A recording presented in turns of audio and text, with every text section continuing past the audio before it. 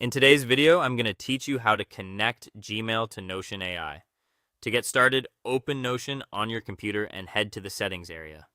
This is where Notion keeps most workspace and account level options, including anything related to AI features and external integrations. If you're using a shared workspace, make sure you have the necessary permissions to manage or enable connected services, because some settings may only be available to admins. Once you're in settings, look for the section labeled Notion AI or AI connectors. The exact wording can vary a little depending on your version of Notion, but you're looking for the area where AI tools connect to outside apps and services. Take your time here and scan the menu carefully, especially if the interface has been updated recently. When you find the available connectors, choose Gmail or Google Workspace if that option appears.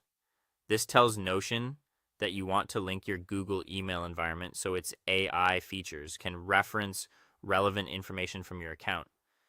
If you use a work email, Google Workspace may be listed instead of standard Gmail, but the process is very similar. Next, start the connection process. Notion will usually open a prompt or redirect you to a Google sign-in page. At this point, you'll need to sign in to your Gmail account. Be sure to select the correct account if you have multiple Google accounts open in the same browser, since choosing the wrong one can create confusion later when you try to use AI with your email data. After signing in, Google will ask you to allow the required permissions.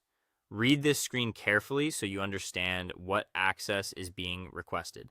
In most cases, these permissions are necessary for Notion AI to work with your Gmail information as intended.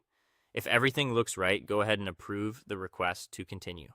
Once that's done, return to Notion and confirm that the connector is active. You should see some kind of connected, enabled, or active status in the AI connectors section. This confirmation is important because it tells you the setup was completed successfully and that Notion is ready to use the integration. With the connector active, you can begin asking Notion AI questions based on your Gmail information. For example, you might use it to help surface relevant details from your email context inside Notion. Just remember to be clear and specific with your prompts so you get the most useful responses. That's it. You've now connected Gmail to Notion AI and verified that it's ready to use.